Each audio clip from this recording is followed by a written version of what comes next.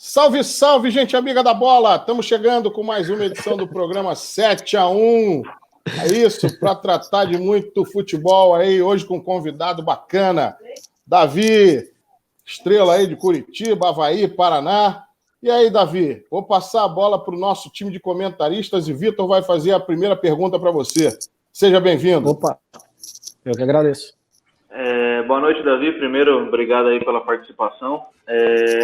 Antes de fazer a primeira pergunta, já queria deixar logo de cara aqui registrado um abraço pro Igor, né? Um amigo que eu já tenho há algum tempo aí. Eu vou te falar, eu estava conversando com o pessoal aqui, eu nem lembro direito que ano que eu conheci ele. Eu lembro que foi nesse rolo de torcida do Palmeiras e Vasco, amiga, não lembro se foi em grupo, se ele veio para São Paulo, enfim, só sei que eu já conheço ele há um bom tempo aí. Davi é um colega que... Davi não, o Igor é um colega carioca, vascaíno, que fez a ponte aí para apresentar o Davi pra gente. Vascaíno. Grande, Igor! Valeu, Igor! Obrigado, Igor! Quando eu encontro o Igor, ele só fala da final de 2011 comigo. Tem que tirar uma casquinha, né? Bem pesado. Mas pelo menos tu deixou o seu, né? Pelo menos isso, né? Mas toca na ferida, aí fica difícil. O Vitor está preocupado com aqueles 6 que vocês meteram no Palmeiras. No Palmeiras. Poderia ter sido no Vasco, né? Mas não deu certo. Vamos para outros assuntos aqui. Isso aí deixa para depois. E Davi, na verdade, a primeira pergunta que eu queria fazer para você é o seguinte, né? Você jogou em grandes clubes aqui no Brasil, né? Jogou no São Paulo, jogou no Curitiba, mas eu vi que um dos melhores momentos da sua carreira foi na China. E eu queria saber, assim, eu o pessoal aqui do canal também, como frequentadores de estádio, eu queria saber como que é a questão da torcida na China, assim, qual que é as principais diferenças, se é uma torcida mais puxada para a sul-americana, de bagunça, ou se é mais para a europeia, que gosta de espetáculo. Eu queria saber como que é essa parte da torcida na China.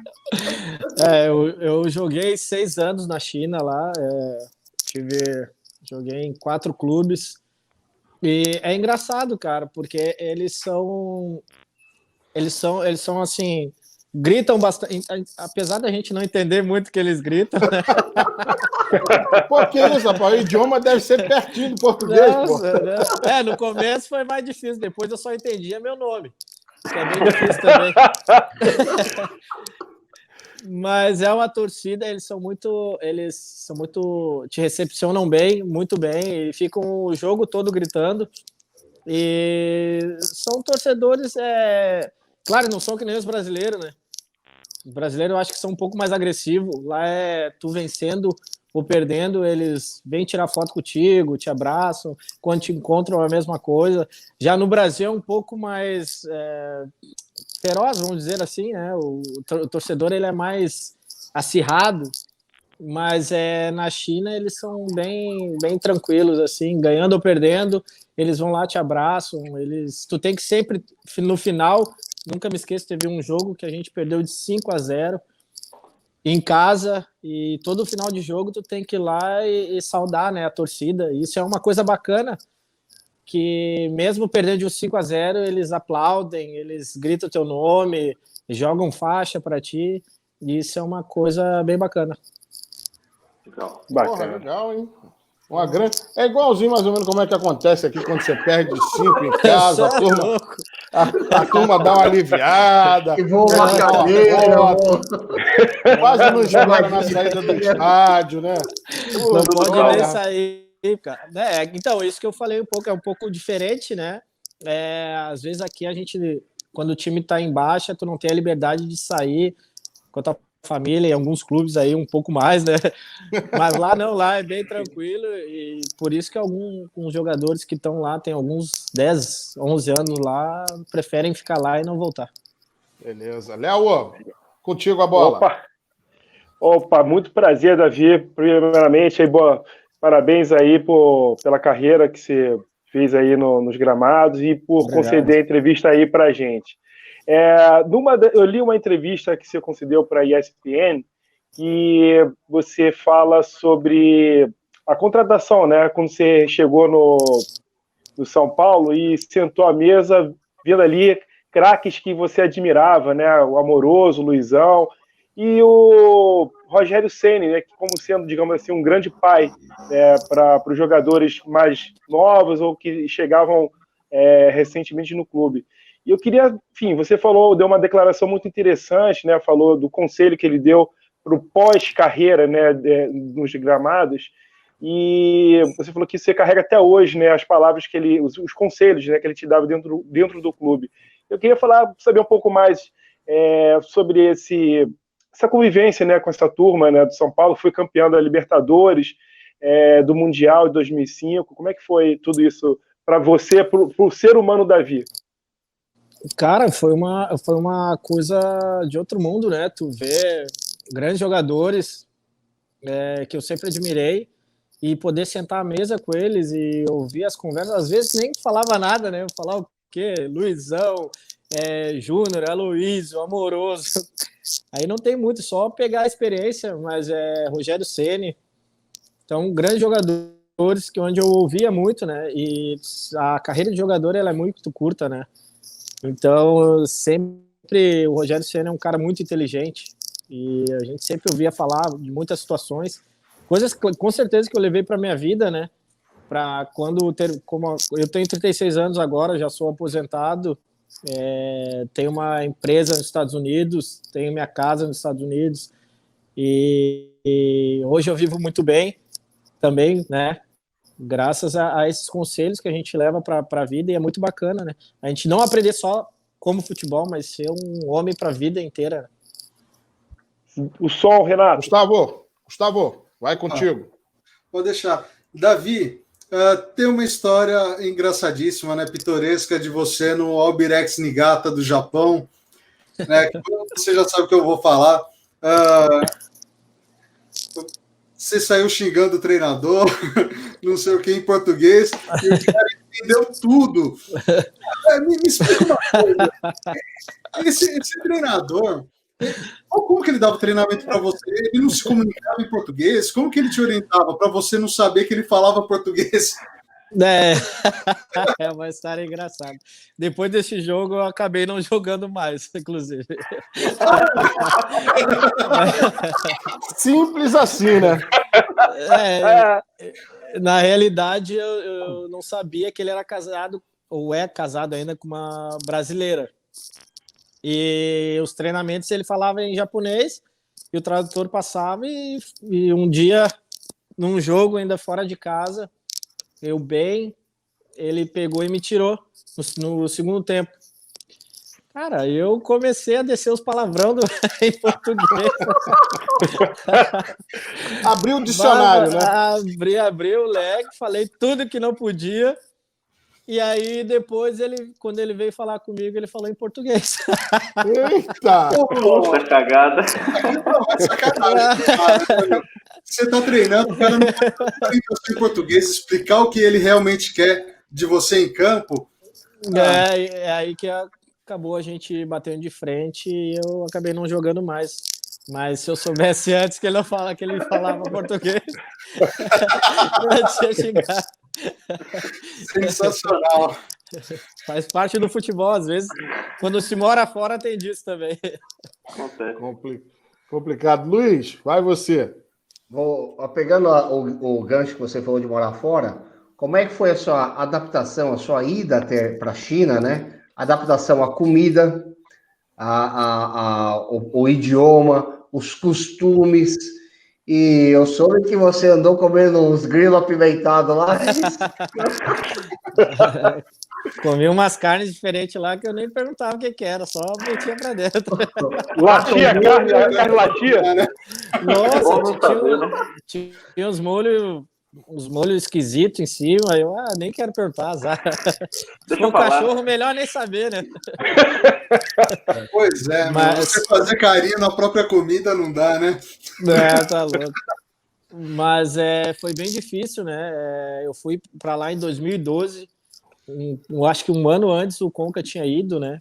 E não se ouvia falar muito do futebol chinês. Chegando lá, a situação era um pouco precária, os clubes não tinham tanta qualidade, tanto em treinamentos quanto jogadores, qualidade técnica. Então foi bem difícil. É claro que com o passar dos anos foram se contratando mais jogadores e também mais treinadores, o que ajudou bastante o futebol chinês, né? Mas quando eu cheguei lá era uma correria para tudo quanto é lado. Soltava a bola ali e corria para onde quisesse. E a comida bem difícil, porque apesar de ter muitos restaurantes lá, diferente, a gente tinha que ficar alojado logo que eu cheguei. Então, emagreci 4 quilos na primeira semana, não conseguia comer. Eles não têm o costume de ter tempero, igual tem no Brasil, né? Lá é com bastante pimenta ou sem sal. Então, eu tive que me adaptar um pouco isso também. Chinês, uma coisa que brasileiro tem, que o brasileiro é muito competitivo, né? E eles não tinham muito disso, eles iam meio de sangue doce, às vezes acabava o jogo, a gente perdia, eu e mais outro brasileiro puto, xingando todo mundo, e eles tranquilo, perna cruzada, fumando. Lá não tinha nenhum treinador chinês falando português, né? Casado com brasileiro. Não. Graças a Deus. Os jogadores fumavam no vestiário, é isso? Alguns sim, no começo, em 2012, era bem desleixado, assim. Inclusive, o treinador que estava lá era brasileiro, era um carioca, treinou a seleção, as categorias de base, eu esqueci o nome dele agora, desculpa. Quando se eu lembrar, eu falo, Sérgio Soares, não, Sérgio Farias, não sei se vocês se recordam, treinou algumas categorias de base aí do Brasil também. Renatão, você sabe quem é, Renatão? Cara, de nome eu não tô lembrando, mas enfim, isso não é. Dá uma bugada aqui daqui a pouco. Depois você dá, não, mas não tem problema. E aí ele acabou, era ele o treinador, e depois meu treinador foi o Svan, o Eriksson, não sei se vocês Sven conhecem. Eu ia falar o nome dele, mas é complicado. Não, foi técnico da Suécia, né? Inclusive você diz que tem uma passagem muito boa com ele, aprendeu muito com ele, né? Muito. Cara, pensa num cara inteligente, um cara, sabe, sabia tirar o melhor do... Bom, para tirar o melhor do chinês era difícil, ele tinha essa capacidade. Uma pessoa muito educada, né? Aí tu vê um cara com nível mundial, ser teu treinador. Sim. E tu chegar e ele, sabe, te passar coisas boas, só tenho a agradecer com ele. Eu fiquei 4 anos em 2 times com ele. Então, é um baita de um cara, merece tudo que tem. Gosta de tomar um vinho também. Gosta. Às vezes chegava de manhã virado um pimentão. Tinha tomado 2 garrafas de vinho. É mesmo? Rapaz, taradinho. Gostava de uma chinesa. Revelações. Não fala isso, rapaz. Esse vídeo vai chegar até ele. Eu não sei, enfim, deixa eu ficar quieto. Não, e ele fala português, né? Ele fala português também.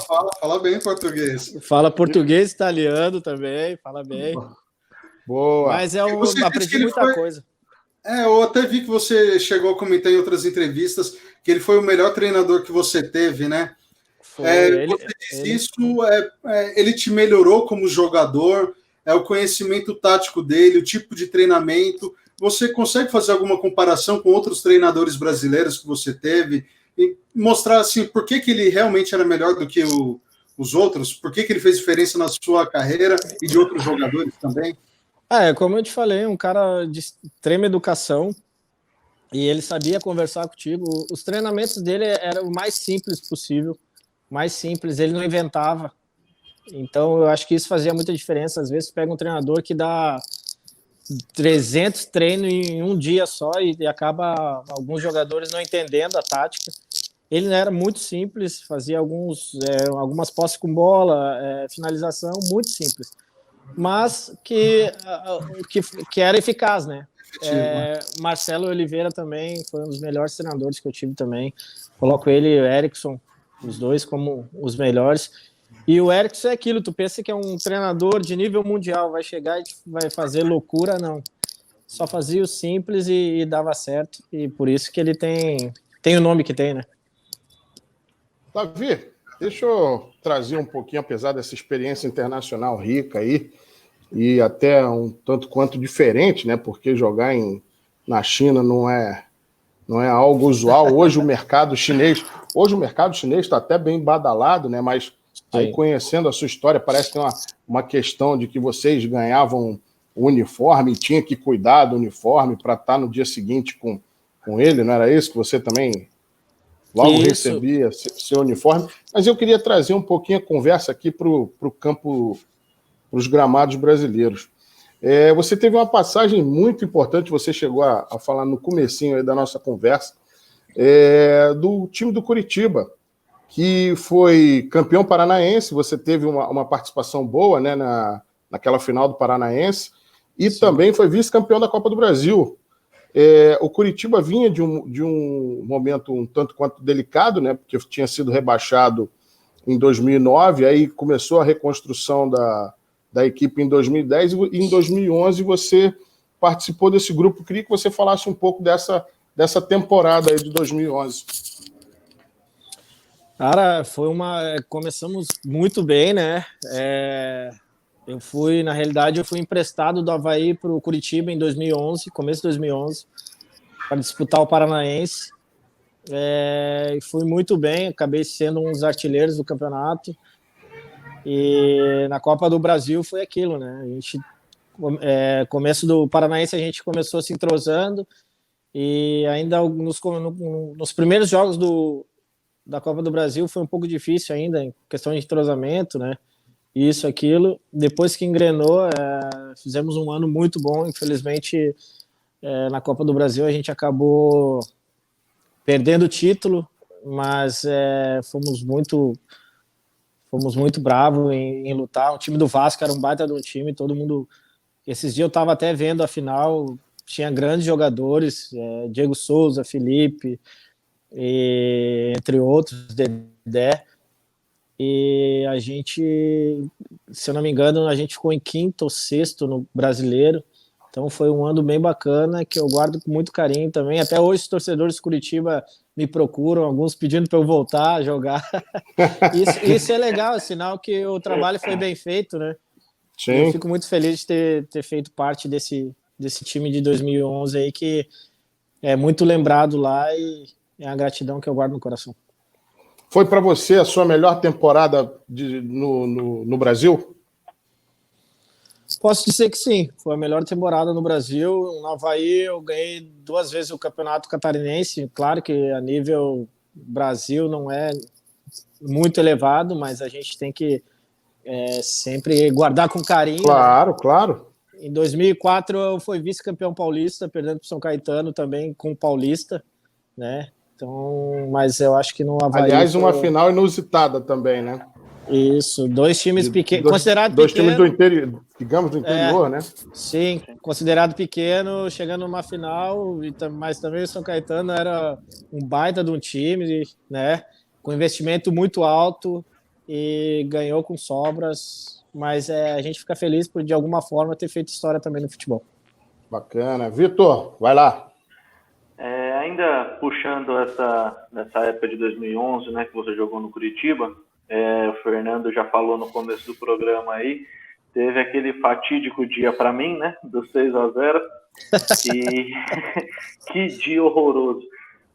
Pô, para você, para ele foi maravilhoso, pô. Sabe quem foi culpado, né? Davi? Sabe quem foi culpado, né? Quem? O Marcos Assunção deu uma entrevista dizendo que a gente não tinha ganhado de ninguém ainda, e aquilo no vestiário incendiou. Então, na verdade, motivou bastante vocês, né? Esse tipo de provocação incendeia o elenco normalmente, não? Bastante, né? Até mesmo porque ele... Eu não digo que ele foi arrogante, mas ele poderia ter dito qualquer outra coisa, né? E falar que a gente não ganhou de nada. A gente sempre respeitou todos os times, mas aquele dia contra o Palmeiras, aquele dia foi... E cabia mais, hein? Eu também foi acho. pouco. É só vocês verem depois o que o Marcos falou na saída do campo, já que chutou um pau da barraca para todo mundo. Mas o que eu queria saber, na verdade, é o seguinte: naquele jogo, tanto antes quanto depois, assim, porque, cara, eu não digo que tinha um favorito, né? Qualquer um dos dois podia ganhar, mas acredito que ninguém acreditaria num placar desse tipo para algum dos dois lados. Quero saber, assim, como que foi o antes, você já acabou falando, né? Vocês se motivaram por causa principalmente pela declaração do Marcos Assunção, e o depois, assim, como é que foi, assim, a festa, a comemoração, saber como é que foi o ambiente do time naquele dia.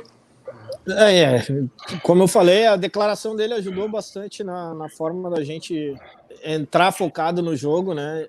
Sabíamos da nossa qualidade, mas também o Palmeiras a gente tem que respeitar, independente de como tiver, é um grande clube, e fez toda a diferença. Entramos, infelizmente o Rivaldo foi expulso também, né? Sim. No primeiro tempo ainda, e também facilitou um pouco. Nosso time era muito de toque de bola, e o 6-0, fomos para São Paulo sabendo que era difícil, né? Perder, acabamos perdendo de 2-0 também. Acho que não jogaram todos os titulares. Sim. Mas depois de um 6-0, né? Tu vai mais tranquilo, mas às vezes pode tentar uma jogada de efeito, mas, né?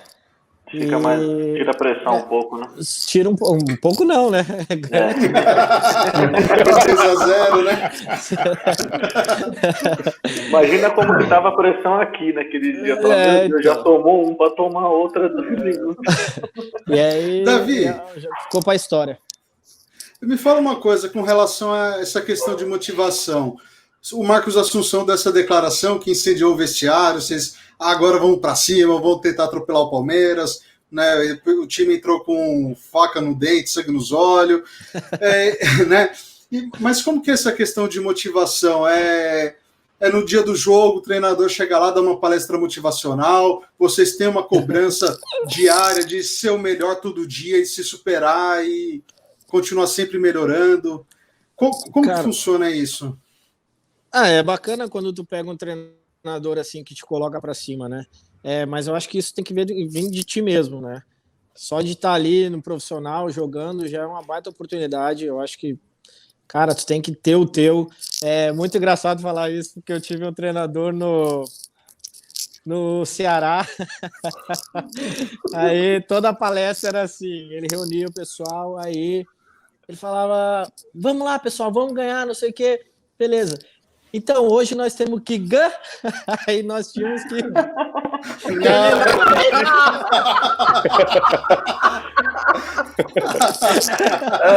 Aí todo mundo ganhar. Aí todo mundo, né? Aí ele, então, vocês estão querendo vencer, né? Então hoje nós vamos ver. Aí todo mundo...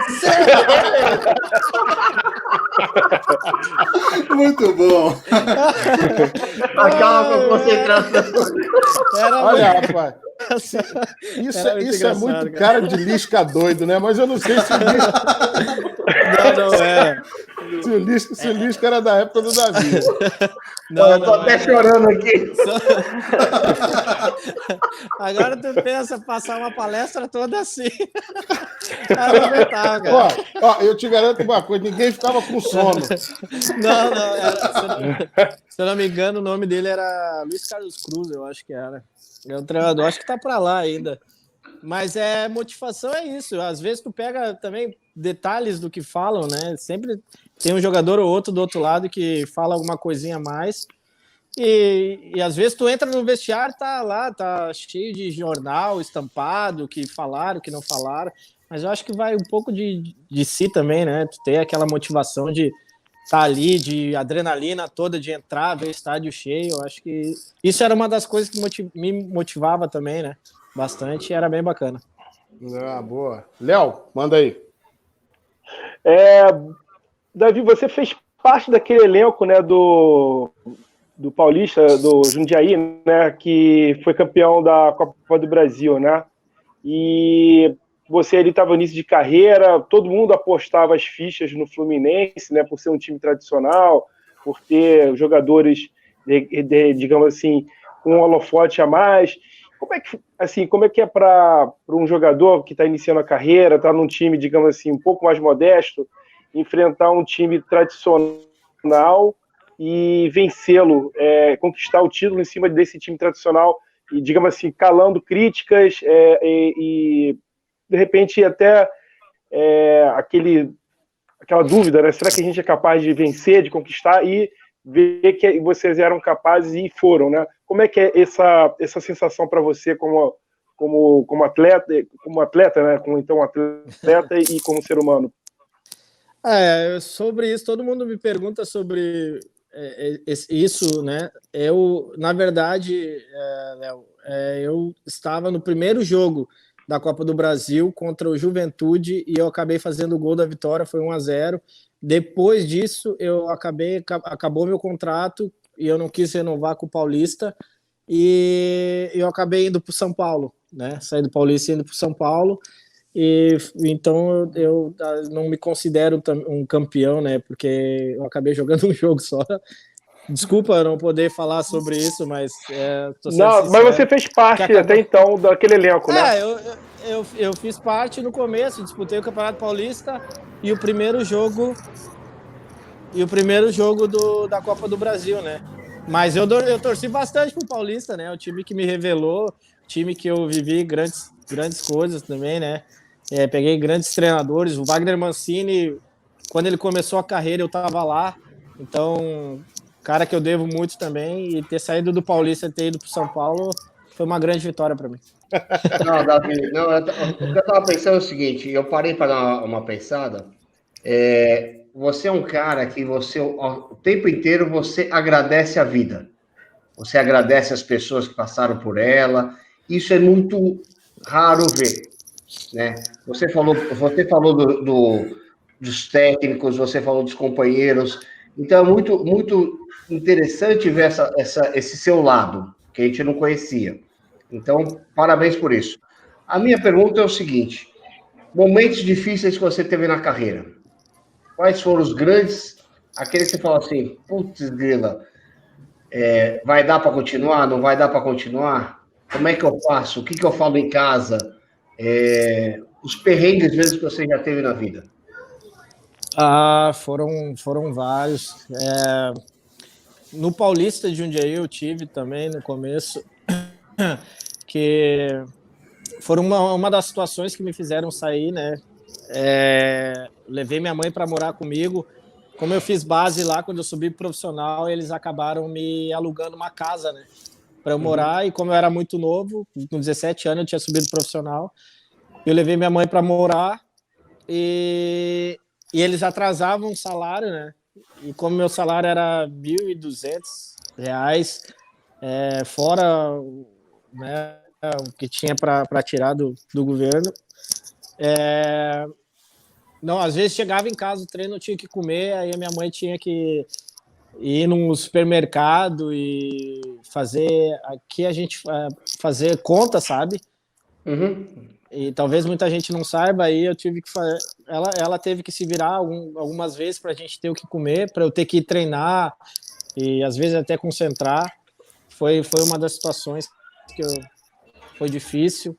Outra situação que eu passei no Ceará mesmo, sem receber, acabei tendo uma lesão muito grave no adutor e eu saí do São Paulo para ir para o Ceará emprestado, né? E acabou acabando meu contrato e eu estava no Ceará sem receber, sem salário nenhum. Um amigo meu teve que me dar abrigo, né, na casa dele. E de lá eu acabei voltando para me recuperar. Como o meu empresário era o Juan Figuer, ele tinha um time chamado Irati, o Irati do Paraná. E eu acabei tendo que ir para o Irati me recuperar, ficar lá. Passei fome. Isso eu já era profissional. Passei fome, dificuldade. E aí, depois disso, que eu me recuperei, as coisas começaram a melhorar, sabe? Muitas vezes no Irati eu pensei em parar de jogar futebol, né? Porque ficar longe da família, passar dificuldade, não era o que eu esperava, né? Isso é uma realidade para muitos jogadores de clubes pequenos, né, Davi? Com certeza, passa muita dificuldade. Imagina alguns clubes aí. E cidade pequena, não tinha, né, não tinha muita coisa, comida precária, roupa de treino também. E aí, só que eu acabei não desistindo, depois as coisas começaram a melhorar, né, a subir de novo, comecei a voltar a jogar e, graças a Deus, venci aí na vida. Inclusive, depois o Irati, eu fui disputar o Campeonato Paulista pelo São Bento de Sorocaba, onde o treinador Agora Sorocaba. onde o treinador, onde o treinador era o Fred Rincon, uma experiência muito bacana, né? Um cara que é ídolo aí, foi ídolo no Corinthians, jogou no Palmeiras também, se não me engano. Seleção colombiana também. E aí era muito engraçado, né? Porque ele batia muito quando jogava e nos treinamentos ele queria treinar com a gente. E ele não amarelava não, cara. Ele grandão, chegava a porrada. Ou seja, vão aprender a jogar a bola por bem ou por mal, né? E é muito legal conhecer a pessoa, né, do Rincon. Eu só via pela TV, aí o cara ser teu treinador é muito bacana. E depois acabei indo pro Bragantino em 2007, onde eu fui campeão brasileiro da Série C com o Bragantino. Depois tive uma oportunidade no Japão também, em 2008. Acabei indo para o Japão, no Albirex. Depois voltei para o Bragantino, disputei Série B. Fui comprado pelo Avaí. Depois Avaí, joguei no Paraná, joguei no Curitiba e China. Legal. Davi, no começo do programa, a gente falou a questão comportamental da torcida, coisa e tal, e aí o Luiz acaba de te perguntar algumas dificuldades que você teve aí ao longo da sua trajetória. Queria que você contasse os perrengues com torcida, tipo, porra, aquela que não tomou aquela piaba, não dá para sair de casa, ou então tu tá na rua, às vezes quieto, vem um cara te encher o saco. Porra, conta aí. É complicado. Uma vez... Passou muito aqui no Brasil? 2009, no Campeonato Catarinense, logo que eu cheguei no Avaí. A gente empatou, se eu não me engano, o time não estava muito bem, empatou, perdeu um jogo. Cara, e a torcida invadiu ali o vestiário e foi porrada pra tudo. Bom, Caraca! Até o Silas, o treinador foi pra porrada. Ele era o treinador na época? Sim, foi pra porrada também. Todo mundo. Quem vê o Silas com aquela voz mansa, aquela fisionomia tranquila, né? Não imagina. Não. Baita do cara, defende o jogador. Era questão de sobrevivência, né? Partiu pra porrada. Defendeu o jogador. Aí é treinador bacana também. Legal. No Curitiba também teve um dia que acabei sendo expulso contra o São Paulo. A gente perdeu de 4-3 no Couto. Só que no primeiro tempo tomamos 3-0 e eu acabei sendo expulso logo no primeiro tempo. Ali o pessoal me xingou bastante também. Fiquei uns dias sem sair pra rua, E como é que, só complementando, como é que uma expulsão dessa, digamos, você, porra, no primeiro tempo ainda, time tomando pau, como é que isso repercute no vestiário? Porra, tu tem que pedir desculpa pra galera, como é que você agiu nessa situação? Não, pedi desculpa, né? O time já estava perdendo de 2 ou 3-0, se eu não me engano, e eu acabei fazendo uma falta onde eu já tinha amarelo e o juiz deu a falta. Eu, no calor do jogo, acabei jogando a bola no chão, acho que né? Acabei tomando o segundo amarelo, né? Segundo amarelo e expulsão. E aí foi lá no canto, aí tive que estar toda a volta no Couto, sendo xingado, hostilizado ali. E no vestiário é cabecinha para baixo, forçar uma lágrima, né? Forçar uma lágrima.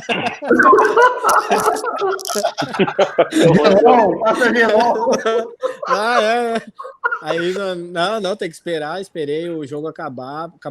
Acabamos perdendo de 4-3. E aí pedi desculpa na reza, na oração ali, que errei. E que pedi desculpa para os companheiros, né? Até mesmo porque foi um ato errado mesmo. E acabou não influenciando no resultado. Ou seja, Aí passa uma semana quietinho, né? Porque não vai jogar nada. o próximo jogo. Tem que treinar pra cacete. Não, os cara já te olham de 3 dedos aqui, ó. Chega no vestiário, o cara aqui, ó. Davi, rola de repente assim, digamos assim, numa próxima partida, de repente é um jogo que de repente, digamos assim, fraco, contra um adversário fraco, rola assim, não estou dizendo que foi o seu caso, mas de algum outro companheiro assim, de forçar de repente o amarelo para não ter que jogar aquele jogo propositalmente, assim, para ficar de repente de folga a semana, não? Ô, Léo, isso você não pergunta, Só um Léo. segundo. Antes da resposta do Davi, vamos pedir aquele like maneiro, aquela inscrição no canal. Comenta aí, pessoal. Ó que papo maneiro que a gente está tendo com o Davi aqui, ó, contando altas histórias da bola. Porra. Agora vai lá, Davi. Porra, fala aí. Se rola, claro, pô. Às vezes sim, né? Às vezes tu tá com 2 amarelos aí. E aí, um exemplo, tu tá num jogo e no outro jogo é um pouco mais fácil. Rola. De tomar amarelinho e falar, não. O famoso Miguezinho, né? Sempre tem. Sempre tem. Já rolou bastante, já. Sensacional. Davi, Vai, Gustavo. o seguinte, tem alguns estádios que são místicos, que são difíceis de se jogar, e todo jogador tem um estádio que é o seu pior, né? Assim, qual foi o lugar mais difícil que você já jogou? Ou porque é um caldeirão, porque a torcida é muito hostil, enfim. Tem alguma mística? Qual foi o lugar mais difícil que você jogou bola? Vale Gramado ruim, Gustavo? Que eu joguei mais difícil. Rapaz, uma vez, 2007, pegamos o Bahia lá Fonte Nova? na Fonte Nova. Acho que tinha umas 60 mil pessoas lá. Gente pra caramba. Ao invés do nosso ônibus... Eu nunca tinha jogado lá, primeira vez. E aí o nosso ônibus foi pelo meio da torcida do Bahia. Putz! Não, cara, muito engraçado, porque uns empurravam de um lado, outros do outro, e o ônibus pra lá. Vai Cara, virar. se não Chacoalhava, chega a polícia, se não chega a polícia, esquece, a gente ia tombar. E o ônibus... E aí eu acho que foi o lugar que eu mais senti o calor. Nossa, na realidade eu tava pedindo pro Bahia fazer um gol, porque tá tão bonita a torcida que, olha... Rapaz, a torcida do Curitiba vai querer te matar depois dessa. Não, mas eu tava no Bragantino, quando eu tava no Curitiba, não. Mas eu digo assim, foi bem legal, né? Assim, jogar contra, né? Mas jogar a favor no estádio do Curitiba, claro, com aquela torcida, não tem como. Maravilha. Teve que fazer, ó. Não, ele disse o mais difícil de jogar contra. Sim, né? sim. Então, foi lá contra o Bahia, 2007. Vitor. Davi, eu estava vendo até você citou no começo do programa, que assim, tem muitos jogadores que terminam a carreira com uma vida financeira legal e acaba não conseguindo manter, né? Você abriu uma empresa de aluguel de veículos nos Estados Unidos, né? E eu li uma reportagem, não lembro agora no site, onde você diz que tem muitos jogadores que quando vão passar férias nos Estados Unidos acabam pegando o carro com você. Eu queria saber, assim, você teve a ideia de abrir essa empresa por conhecer os jogadores, saber que muitos jogadores vão até lá, ou assim, você primeiro abriu para depois ver que tinha esse tipo de interesse? Como é que foi a sua ideia de ter essa empresa? Na realidade, primeiro eu comprei a casa lá, né? Comprei uma casa lá e eu sei que Orlando é um destino onde muitos jogadores vão nas férias, né? E acabei comprando a casa e junto com o meu sócio, são dois sócios, né? Um sócio eu acabei conhecendo através do meu empresário, que hoje é meu sócio também, e ele tinha já um rent-a-car lá, né? E aí acabei, junto com o meu empresário, entrando no negócio, e claro, pelo fato de eu conhecer muitos jogadores, ter muita amizade, isso ajuda, né?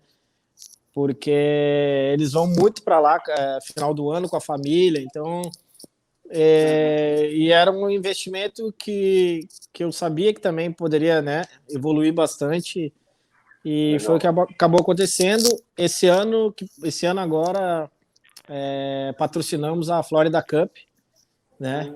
Olha que legal, hein?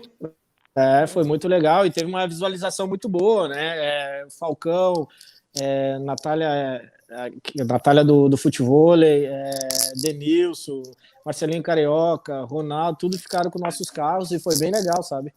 Deu uma visão muito ampla para o público da nossa empresa e que está crescendo cada vez mais.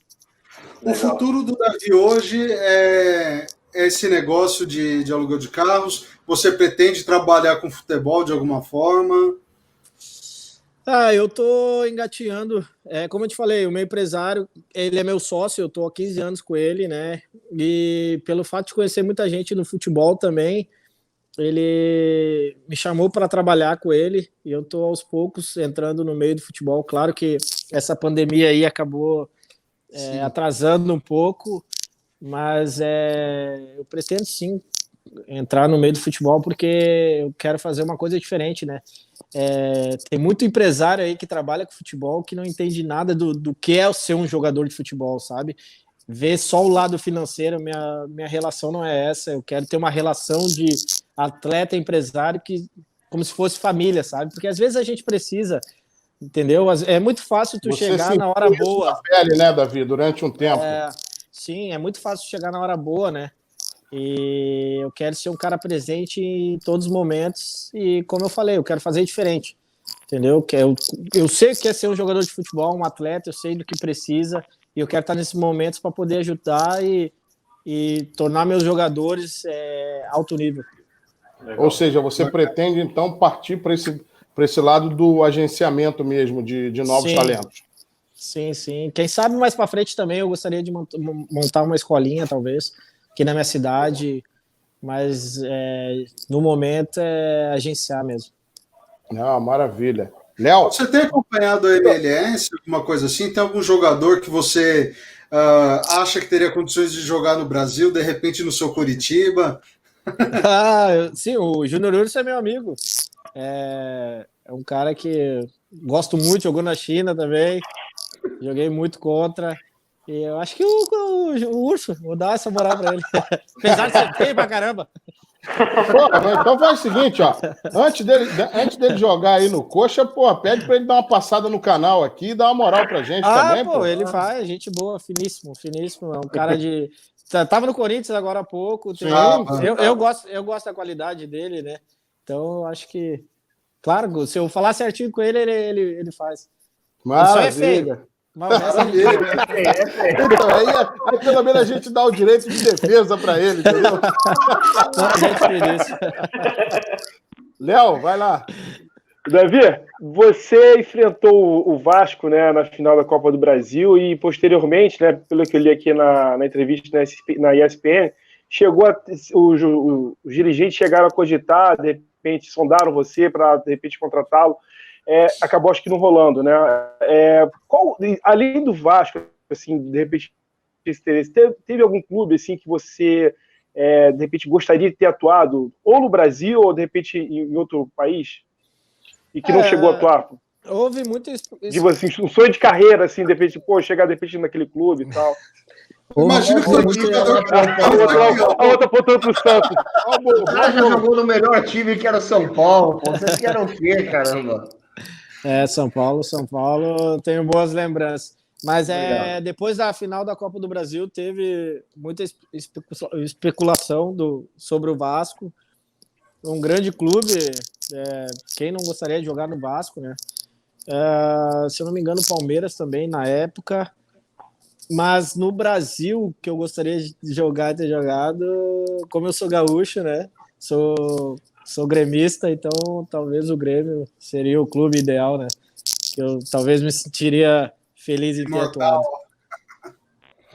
Você torce assim, assistindo os jogos do time comandado por Renato Gaúcho?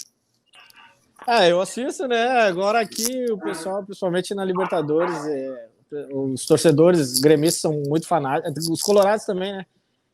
Muito fanatismo aqui, então a gente sempre se reúne, claro, para assistir, ainda mais Libertadores, nego fica tenso, é muito engraçado, porque eu dou risada. Eu acho engraçado estar desse lado agora. Não, rapaz. Não, você já esteve lá dentro, sabe como é que é, né?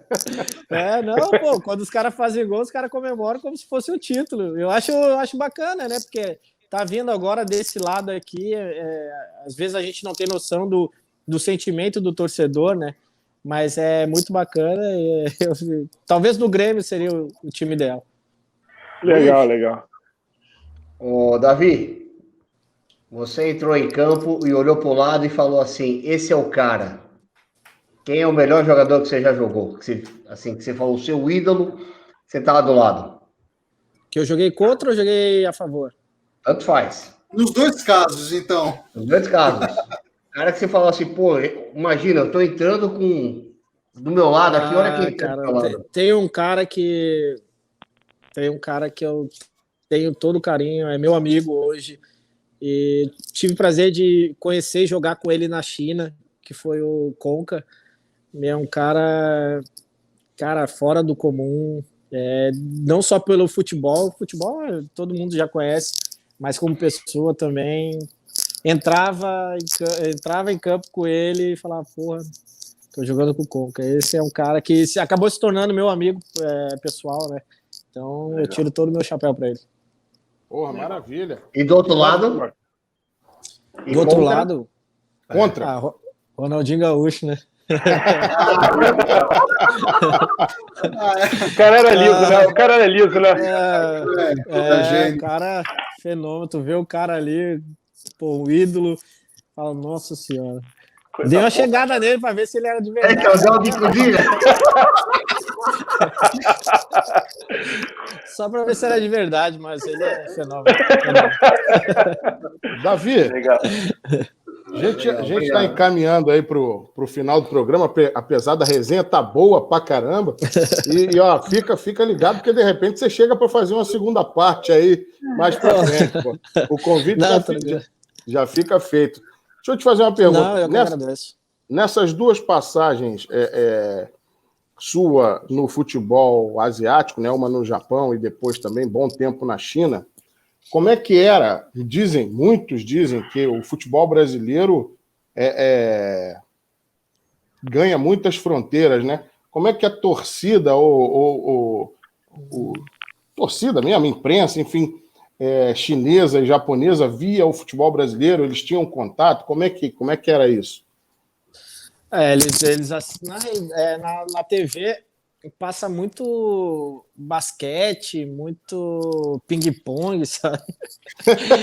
O futebol é mais europeu, sabe, que passa, mas eles conhecem muitos brasileiros, né? No Japão mais, né? No Japão eles acompanham muito mais que a China. É porque a China era um país muito fechado no começo, que eu cheguei lá. Agora tá muito mais... Bom, agora tá mais fechado que nunca, né? Agora não pode nem chegar perto. Agora tá igual a Coreia do Norte. Tá maluco. Tá louco. Não é engraçado que todo mundo me vê e fala que eu que trouxe o Covid pra cá. Putz. Aí é bullying isso, né, cara? Porra, sacanagem. Também acho que todo mundo fala que fui eu que trouxe.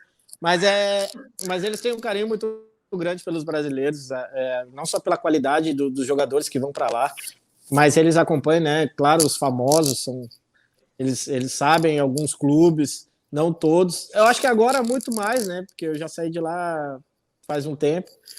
Mas eles têm um carinho muito imenso pelo povo brasileiro também e pelos jogadores que vão para lá. Mas no Japão acho que muito mais que a China. Beleza, vamos para a rodada final, pessoal. Léo, contigo. Davi, vou fechar aqui a minha participação.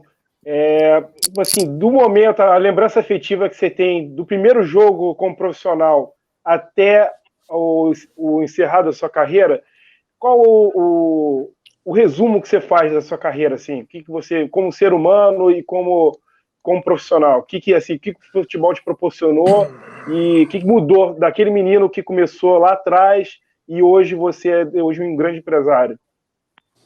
Cara, nossa, vendo do primeiro jogo, fico muito feliz pelo homem que eu me tornei, né? Na verdade, é que eu sempre falo que eu fui o que eu acho que falta muito hoje no futebol brasileiro. Eu fui ensinado a jogar futebol, sabe? Eu cheguei no profissional tendo qualidades que a gente aprende na base, né? Chutar com a perna direita, chutar com a perna esquerda, cabecear, sabe? Ter posicionamento. Hoje eu vi, desculpa, eu vou até abrir um parênteses aí, falar um pouco disso, que eu acho importante. Tem jogador que sobe profissional, o cara não sabe chutar com uma perna não dominante, sabe? Eu acho que isso, a nossa base hoje está pecando um pouco, apesar de estar vindo grandes jogadores. Mas, assim, me tornei um grande homem.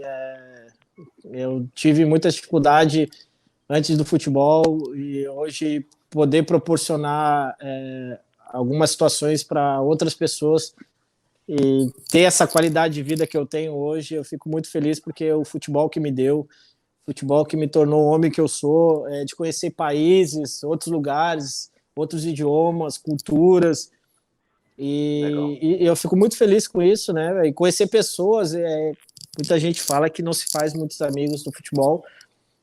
Cara, eu discordo, porque muitos jogadores que eu atuei junto, eu tenho como amigo, sabe?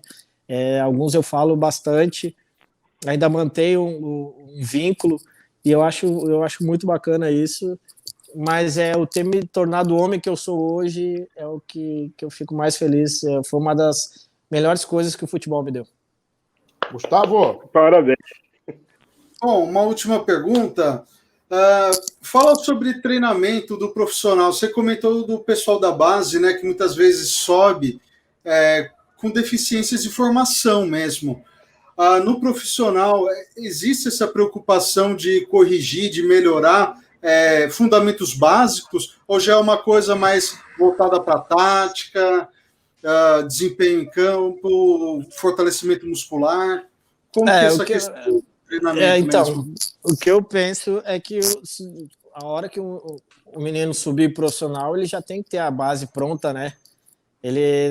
Se tu subir o profissional, tu já tem que saber o que tu vai fazer. Alguns times, antigamente, não sei se continua assim, o último sub-20 hoje, né? Antes do profissional.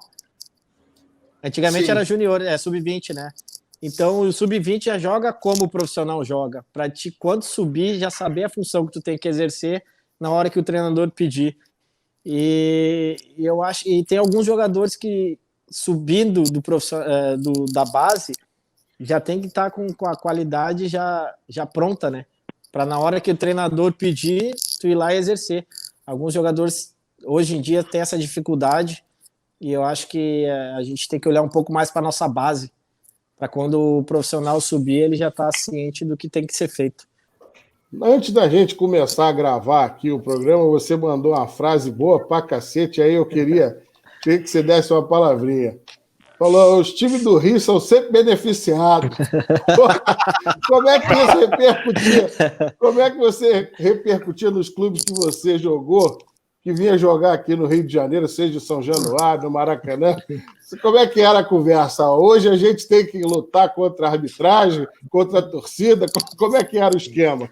Contra o Flamengo mais, né? Olha lá! Olha só! Tô vendo que eu... Não, mas sempre teve grandes... Dizem que o Flamengo e o Corinthians são os times mais, né? Aí pela arbitragem aí. Eu concordo. Mas, tinha aquilo, né? Tu já entra com a cabeça, pô, se o cara vai dar uma falta ali, vai dar um pênalti daqui a pouco. Mas tô brincando. Claro que tu vai jogar contra o time carioca, tu entra sempre mais ligado, né? Não só pelo juiz, mas pela qualidade dos times também.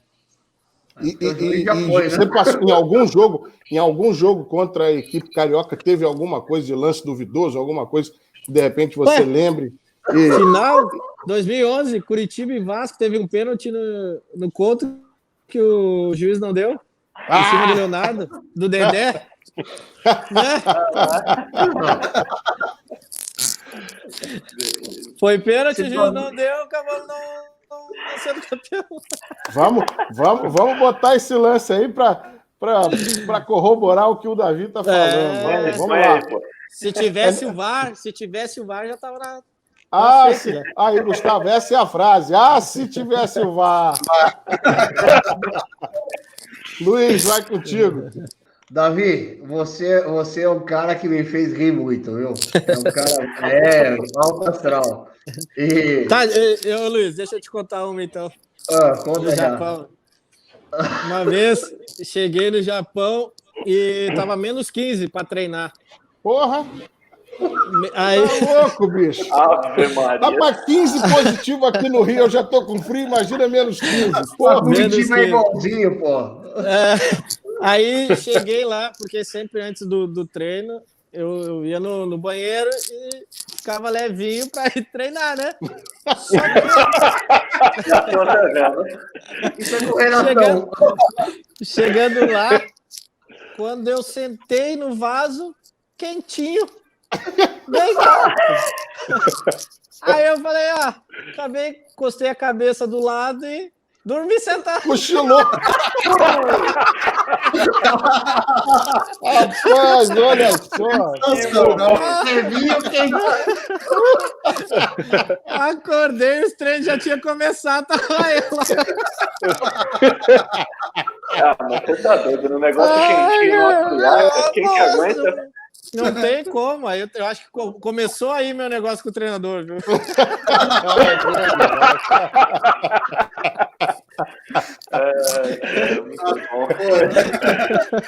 Que merda!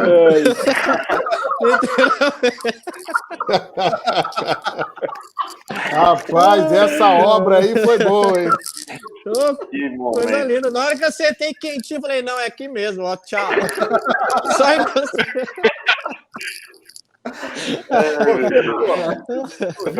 Eu faço a minha pergunta.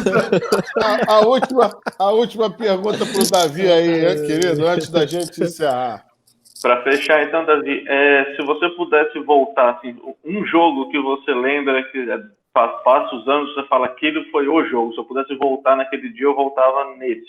Tem algum jogo que tem.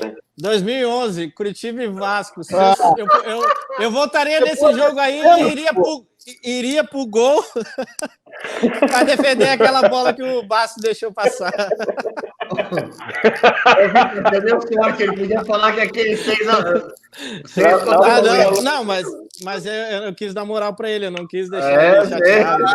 Mas ali, o Davi, o comentário... Cara, foi tão fácil esse jogo que teve o pênalti no Bill e eu era o batedor. Aí ele veio falar, não, Davi, deixa eu fazer, eu sei que daqui a pouco tu vai fazer outro. Aí eu falei, não, faz então. Na hora que ele falou de 2011, Curitiba, eu falei, tomei. Só faltou perguntar, né? CPF na nota? Tá bom, já deu, vamos embora. Segue. Pessoal, estamos chegando ao final aí de mais um programa 7-1, com uma resenha muito legal com o Davi. Aí, Davi, muito obrigado pela sua participação aqui no programa.